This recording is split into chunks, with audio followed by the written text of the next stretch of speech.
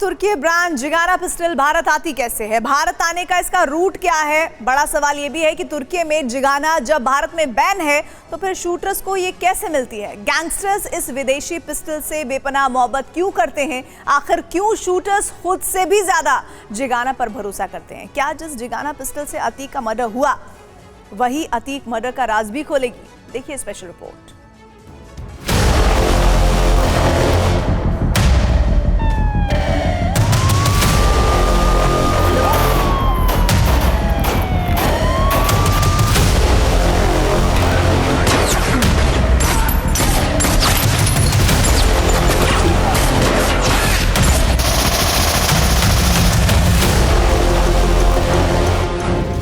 तुर्की made Zigana कैसे आती है भारत?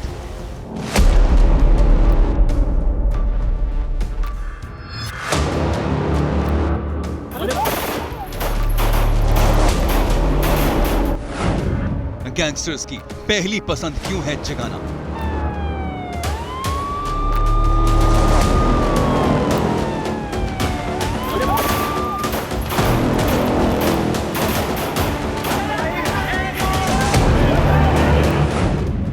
क्राइम वर्ल्ड में क्यों बदनाम है जिगाना?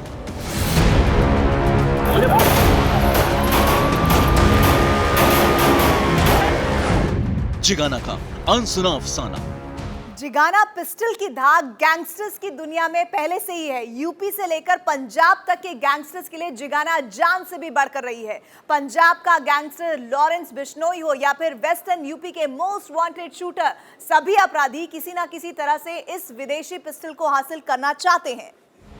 पुलिस से मिली जानकारी और मीडिया रिपोर्ट्स के मुताबिक पाकिस्तान से जिगाना पिस्टल के भारत आने का पहला पड़ाव होता है पंजाब। जिगाना भारत में पंजाब के रास्ते ही लाई जाती है, उसके बाद पूरे देश में गैंगस्टर्स के नेटवर्क तक पहुंचती है।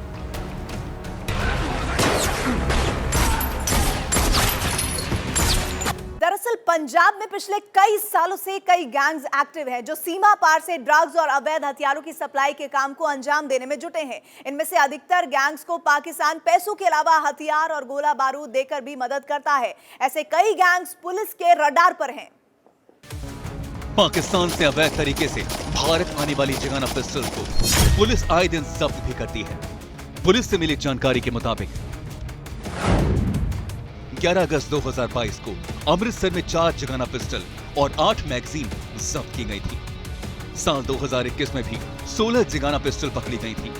जून 2018 में दिल्ली पुलिस ने सीलमपुर के रहने वाले सलीम मोहम्मद को गिरफ्तार कर उसके कब्जे से 26 जिगाना पिस्टल और 800 कारतूस बरामद किए थे।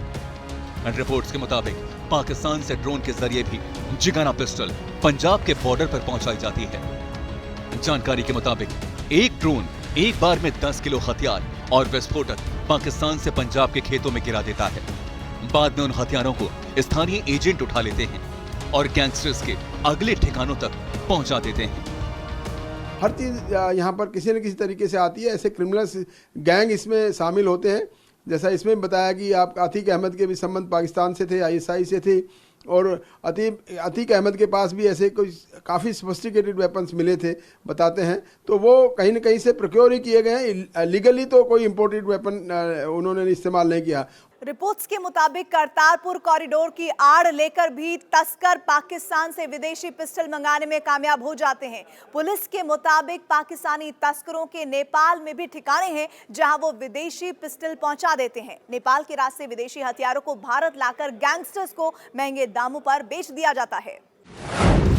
खुफिया रिपोर्ट्स के मुताबिक पंजाब, दिल्ली, लखनऊ, कानपुर, मेरठ, नोएडा और खुर्जा के कई बड़े ऐसे तस्कर हैं जो पाकिस्तान से अक्सर बड़ी संख्या में नेपाल के रास्ते विदेशी पिस्टल मंगवाकर गैंगस्टर्स को बेचते हैं। तुर्की मेड इस पिस्टल का अतीक मर्डर के अलावा और कहां-कहां किन-किन वारदात में इस्तेमाल किया जा चुका है, इस बारे में आपको बताएं उससे पहले जरा इस विदेशी पिस्टल की उन खासियत के बारे में आपको बता देते हैं जिसके लिए गैंगस्टर्स जिगाना पर जान छिड़कते हैं।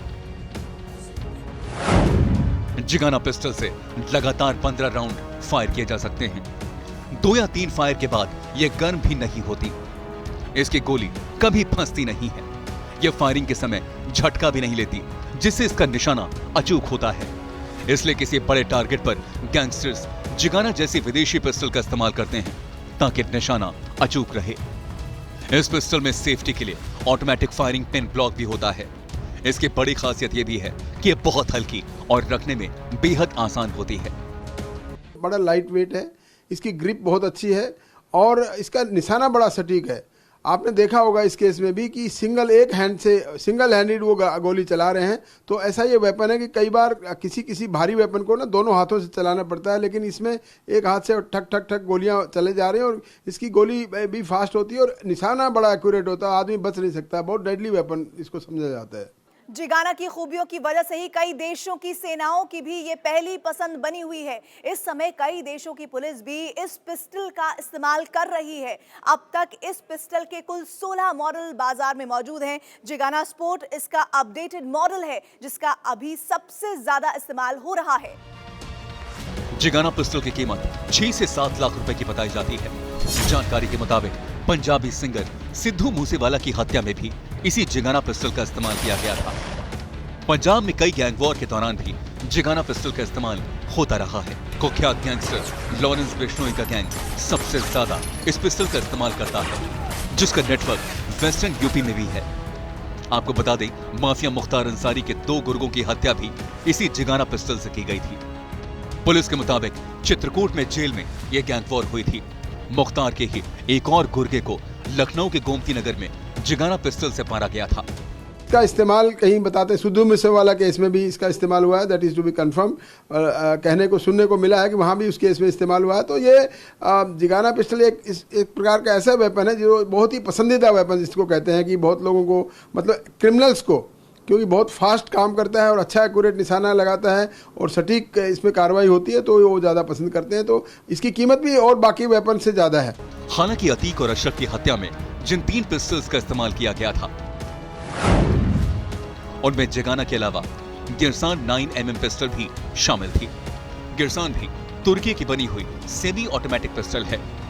अतीक मर्डर में 32 बोर की सेमी ऑटोमेटिक पिस्टल का भी इस्तेमाल किया गया था। यूपी पुलिस के सूत्रों के हवाले से दावा किया जा रहा है कि जिस जिगाना पिस्टल को अतीक और अशरफ की हत्या के लिए इस्तेमाल किया गया, उसी से इस मर्डर का राज भी खुलेगा।